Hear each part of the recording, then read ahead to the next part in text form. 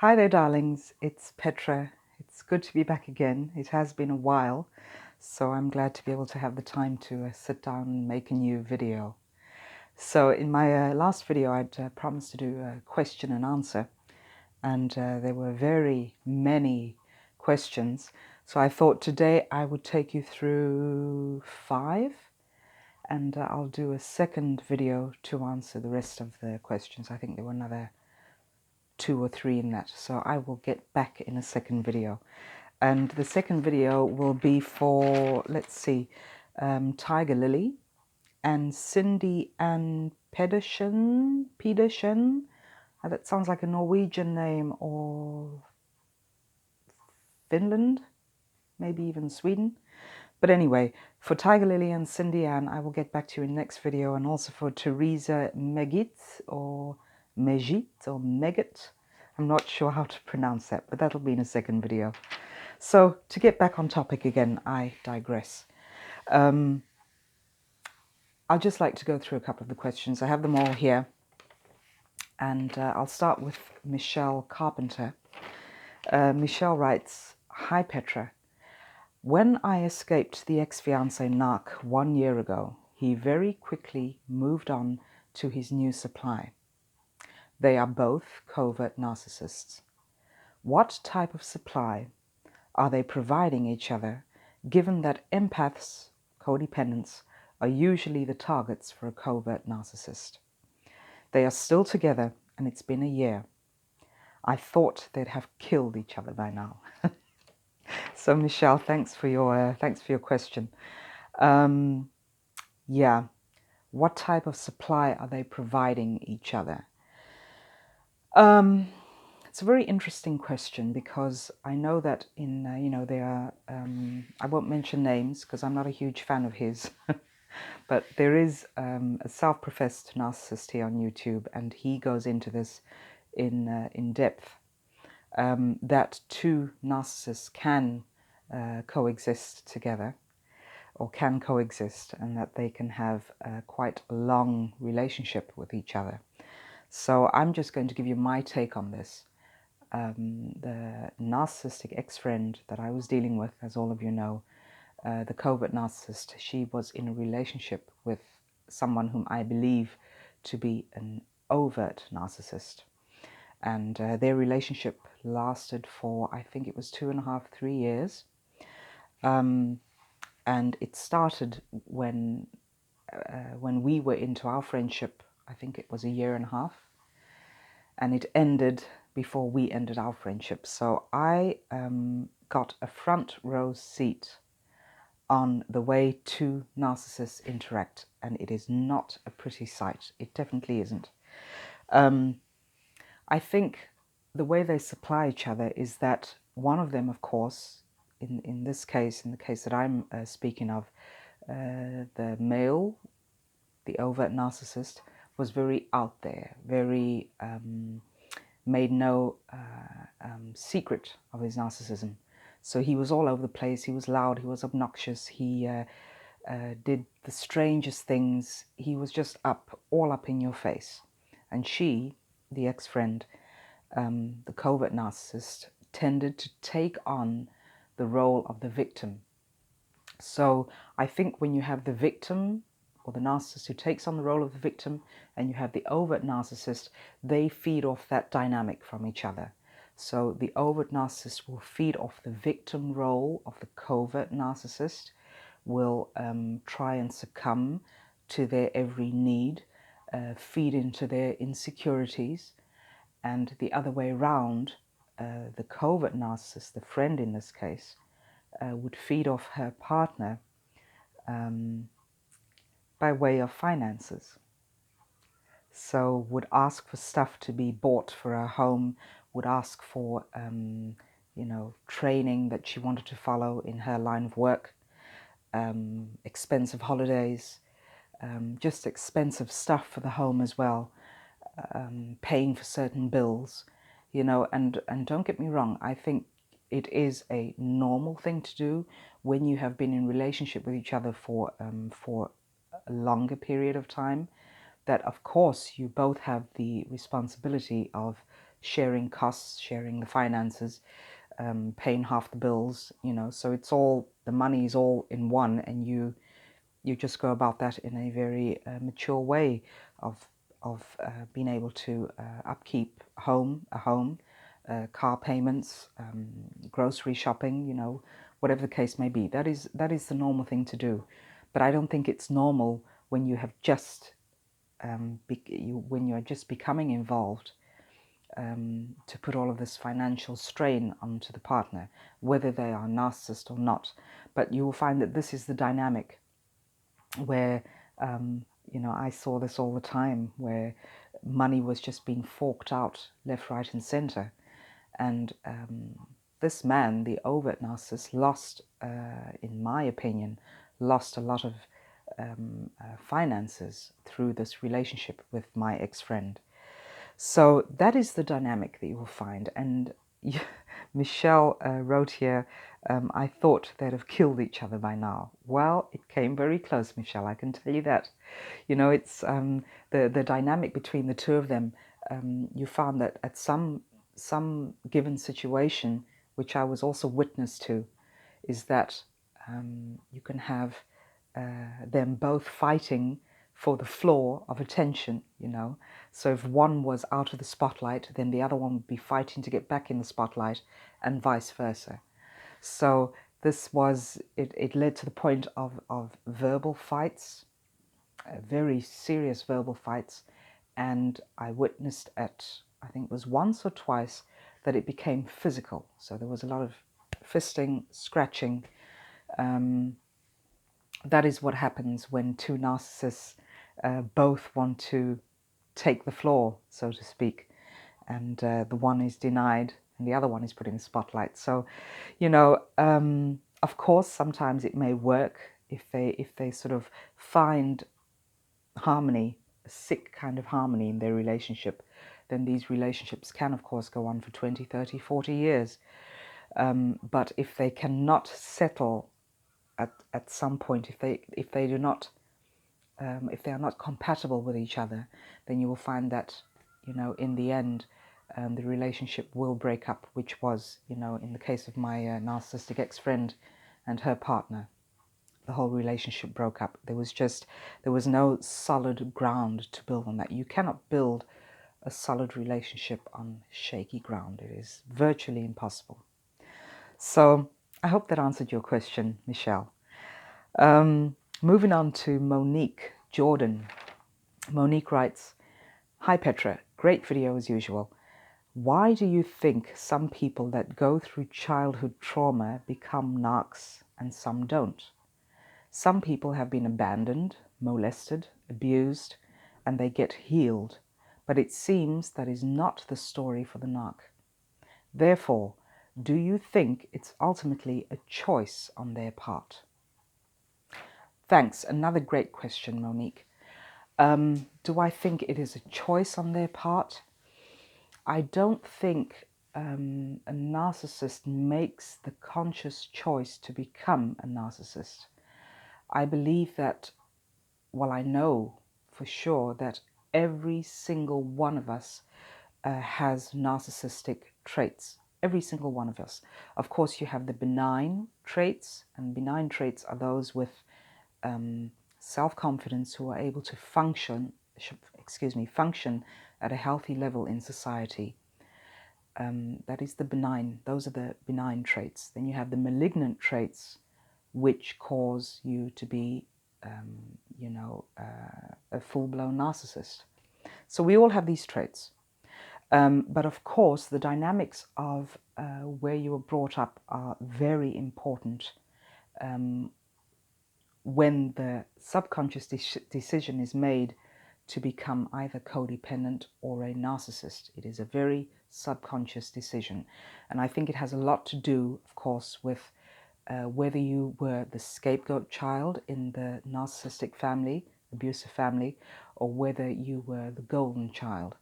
So the golden child, who is always put on a pedestal, who can never do anything wrong, who is always coddled, who is a mama's boy, who is a daddy's girl, they tend to become full-blown narcissists at some point. When you have the scapegoat child, this is a child who will cower away from any form of abuse, who will not stand up to the parent. And when they do have the courage to stand up to the parent, that is beaten out of them, or with verbal abuse, is, you know, they are made to feel small. Their opinions are not valued. They are not seen. They are not heard. They become invisible in the home. And this is, of course, the codependent or the empath. So I think it has everything to do with your character. I mean, you know, as I've said in previous videos, a child is born with a clean slate, and your character is formed at a very, very young age. I think I would even say in the womb. And then, of course, the character is further developed when you are born and when you are raised. So it has a lot to do with whether you have been the scapegoat or the golden child. It is all part of your character. It's got to do with your DNA as well. And you can either go one way or the other. And yes, when a child has been abused, as in the case of my husband, who is also the codependent,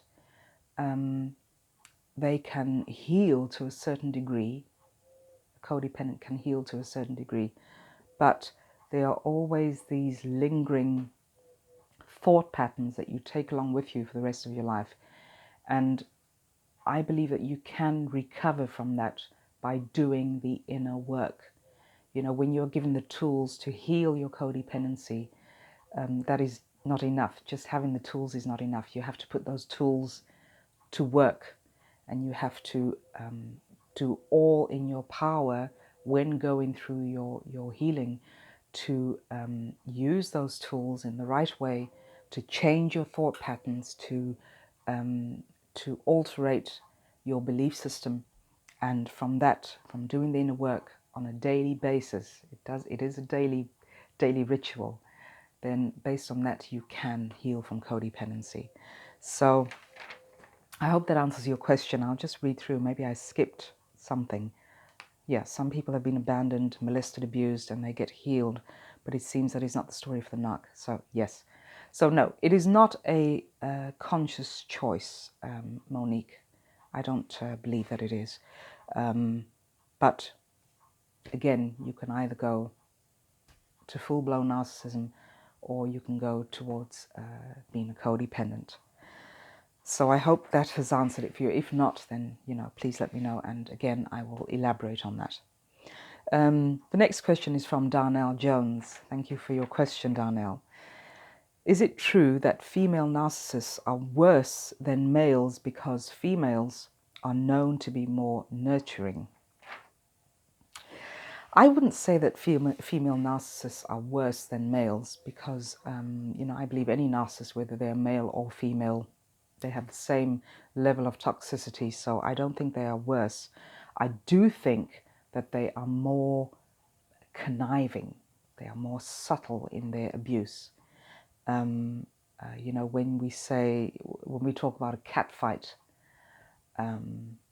that level of meanness, of toxicity, you will find in the female narcissist. They just have that extra level of meanness and, you know, being conniving and being secretive and giving those digs, you know, that really hurt. And I think the male narcissist is less, what is the right word, is less, they pack it less charmingly. They just sort of all out there with the abuse. And it's not as charming as the female narcissist is. So yes, it could be that the female narcissist is more nurturing, but I don't believe that that is a true nurturing. I believe that when they are nurturing their children, it is for self-gain. They nurture in order to put up this mask to the outside world, and people believe that they are this wonderful mother, and that, you know, children should be lucky to have this kind of loving, friendly, warm nurturing mother, but it is all a facade. None of it is true.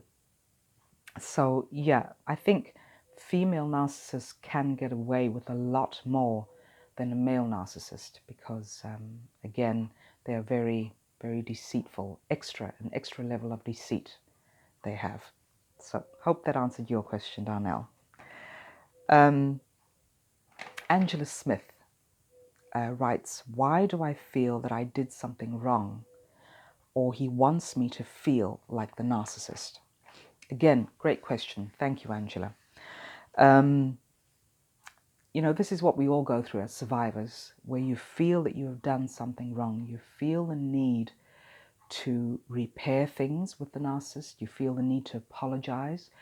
You often take on the blame, the shame, the guilt, and you want to correct all of that because as codependents and as empaths, we don't want the other person to feel bad.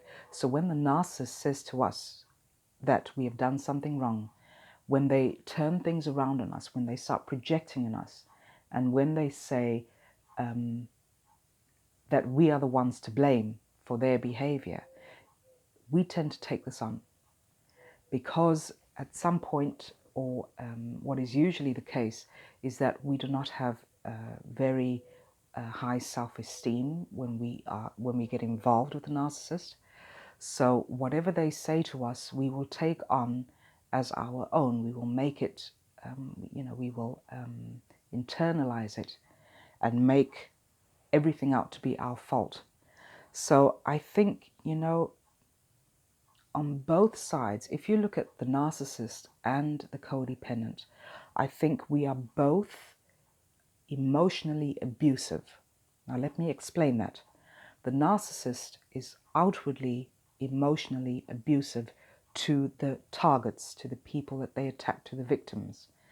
And the codependent is emotionally abusive to themselves because we take on the blame, the shame, the guilt, the fear, everything that has been projected onto us through the narcissist, we tend to take it on and make it our own. So we are both abusive. Only we, the codependents and empaths, are abusive towards ourselves again, and the narcissist is outwardly abusive towards us as well. So we get a double whammy here. The narcissist will always make you or try and make you feel like you are the one who has ill-treated them, who has not had integrity in the relationship, who has not been truthful. This is just the way a narcissist works. They will never take responsibility for their actions, for their words. They will always turn it around and put the blame onto you. So this is what you are feeling right now, Angela. You are feeling that you have done something wrong. Maybe it could even be that the narcissist you were dealing with has called you the narcissist, which is what happened to me. With the narcissistic ex-friend, I was called the narcissist. And the narcissist will usually do this to sort of deflect their behavior, to not take responsibility, to blame shift. This is just what they do. So I realize what you're going through, Angela. I know how you're feeling, but please know that this is not your truth. If anything, I would offer you the tools to start doing the inner work, to start recognizing your inner strength, your inner power, what your great qualities are. When you start focusing on that, you will take away the focus from feeling the blame and questioning yourself all the time as to whether maybe, yes, you are the narcissist. So it is a normal reaction, especially when coming out of the relationship. We all go through this. We all apply introspection. We check our own behavior. We second guess ourselves. Am I the narcissist or am I not the narcissist? It is just a normal reaction. But if you give yourself the time to heal and you start doing your inner work and you stick to your inner work, then the fog will clear and you will see yourself as you truly are, as you authentically are. I hope that answered your question. And then the final question for this video is from Oui, Amélie. I don't know if I'm supposed to pronounce that the French way, so it would be Oui, Amélie. She writes, what is more likely to happen when two narcissists meet each other? I think I just explained that, Oui, Amélie, in the question that that Monique Jordan posed. When two narcissists meet each other, depending on their dynamic, depending on whether they can coexist, they can have a long relationship. If they do not find that sick harmony between the two of them, where they can complement each other and put each other on pedestals, if that doesn't work out, then the relationship will very soon crumble. So I hope that is what you mean. Maybe I'm reading your question wrong. It could be that you're trying to say what is more likely to happen when two narcissists meet each other. Do you mean just in a sort of social setting or getting into a relationship together?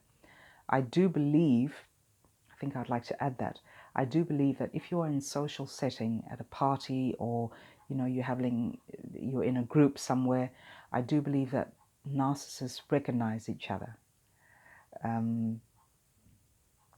Yeah, I think they just it's this energy that they give off, where they are just very in tune with the other's energy, just as the way they are in tune with the energy of the codependent or the empath.